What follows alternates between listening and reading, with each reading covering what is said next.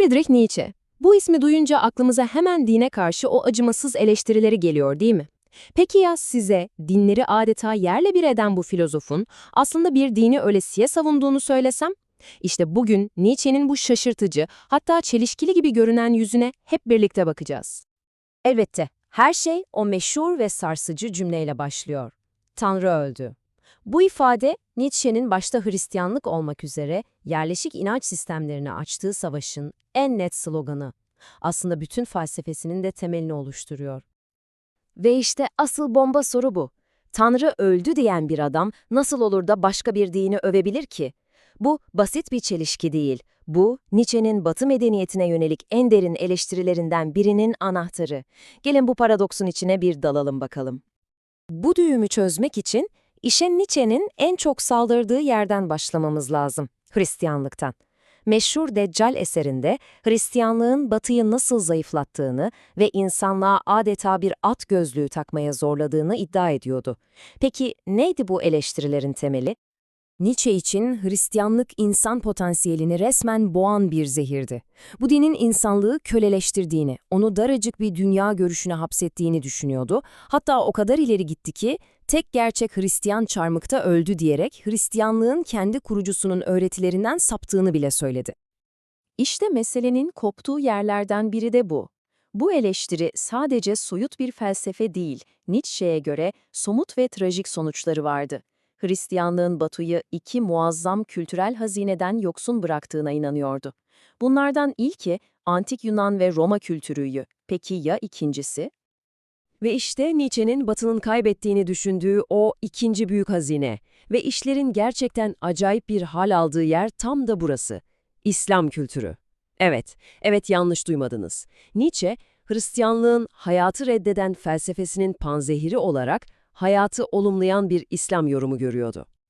Bu karşıtlık daha net olamazdı herhalde. Nietzsche'ye göre Hristiyanlık insanı zayıflatıp köleleştirirken İslam onu yüceltiyordu. Neden mi? Çünkü İslam insan doğasına, yani onun fıtratına, öz yapısına dayanıyordu. Hastalıklı bir şekilde hayatı ve bedeni reddetmek yerine hayatın kendisine güçlü bir evet diyordu. Nietzsche bu konuda hiç lafını esirgemiyor. Bakın kendi ifadesiyle ne diyor? İslam, Hristiyanlığı küçük görüyorsa 1000 kez haklıydı.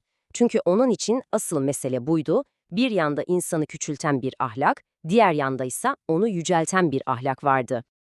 Kısacası Nietzsche'nin gözünde İslam kültürünü bu kadar üstün kılan 3 temel özellik vardı. Asil olması, köklerinin insan doğasında olması ve en önemlisi hayatı tüm zenginliğiyle onaylaması, ki bu onun kendi felsefesinin de temel taşlarından biriydi. Peki güzel, Nietzsche bu felsefi argümanını desteklemek için hangi somut tarihi örneğini kullandı? İşte burada hikaye daha da ilginçleşiyor ve bizi tarihin en parlak ama bir o kadar da trajik sayfalarından birine götürüyor. Onun için en büyük, en trajik kayıp İspanya'daki Endülüs Emevi kültürüydü.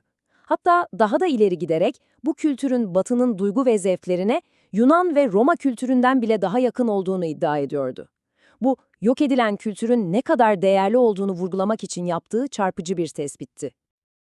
İşte bu sözler, Nietzsche'nin hayal kırıklığının ve öfkesinin adeta zirve yaptığı yer. Haçlı seferlerini kendilerinden çok daha üstün, asil ve önünde saygıyla eğilmeleri gereken bir kültüre karşı yapılmış, barbarca bir saldırı olarak görüyordu.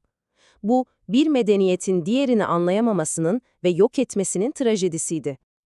Bu karşılaştırma, Nietzsche'nin kendi yaşadığı çağa ne kadar eleştirel baktığını gösteriyor. Kendi 19. yüzyıl Avrupa kültürünü, yok edilen Endülüs kültürünün yanında yoksul ve geç kalmış olarak nitelendiriyordu.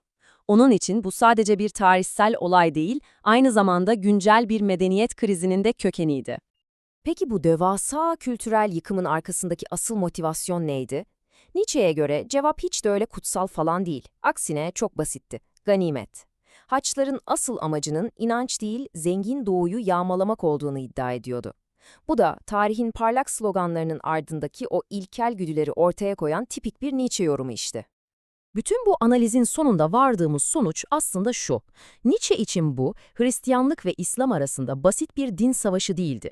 Bu, temelde iki farklı felsefenin savaşıydı. Hayatı ve insan doğasını baskılayan bir görüş ile hayatı tüm coşkusuyla kucaklayan ve insanı yücelten bir görüşün mücadelesi. Nietzsche'nin bu pek de bilinmeyen yönü, bize bildiğimizi sandığımız şeyleri bir kez daha sorgulamamız gerektiğini hatırlatıyor, değil mi? Peki, tarihteki diğer büyük düşünürlerin eserlerinde de keşfedilmeyi bekleyen, bizi böyle şaşırtacak daha ne gibi fikirler yatıyor olabilir? Bu soru sanırım hepimizin aklında kalmalı.